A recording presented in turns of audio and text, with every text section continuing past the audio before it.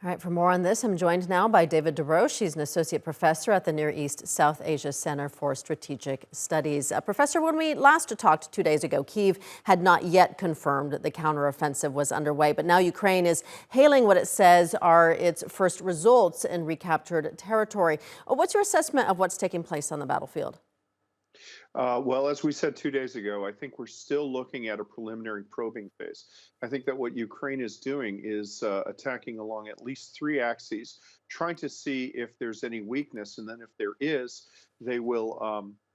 Uh, uh, if there is, damn it, still there? Yes, yeah, we can hear you. Sorry.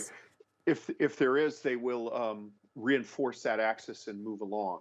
So I think that this is a positive sign, but it's not necessarily dispositive. And it's important to know that the area that Ukraine has taken is about 10 kilometers away from the main Russian defensive belt. So there's a lot of fighting to happen still.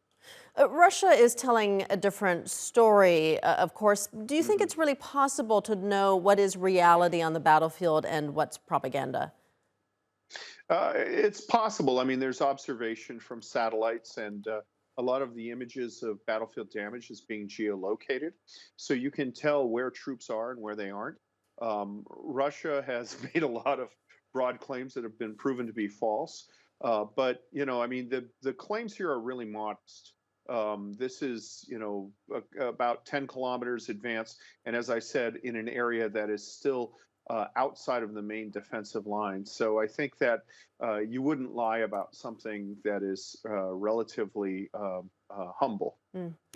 Do you think with this counteroffensive underway, does it give Ukraine the momentum, you think?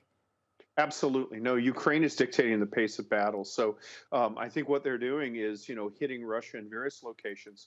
And, what we don't see here is that there have been numerous attacks on Russian rail lines. There's a report that a bridge that is on the key rail line between Melitopol and Crimea has been blown up by partisans. There have been attacks on headquarters and ammunition dumps. What Ukraine wants to do is hollow out the main defensive line through deep strikes and by interdicting the Russian logistics system so that when they actually hit the main defensive line, the troops there are hungry, out of ammunition, and don't have the ability to move, because they're out of fuel.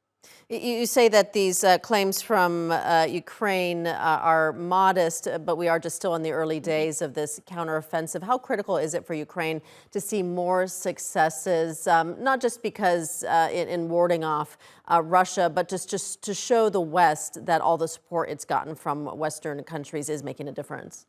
No, it's absolutely critical. I mean, winning has a momentum all its own. So you've got two audiences. The first, of course, the Ukrainian people who have made incredible sacrifices. And let's not forget, they're being subject, in cities. Civilian targets are getting attacked every night by Russian drones and missiles. And then there's also the West, where, whenever you see a sign of a Ukrainian battlefield setback, there's always one or two people, some of whom may be Russian bots, but some of whom are probably in the West saying, this is a waste of my tax dollars. So there does need to be an indication of success just because Western democracies have a fickle public opinion. All right, we'll leave it there. David Des Roches joining us from Washington. Thank you.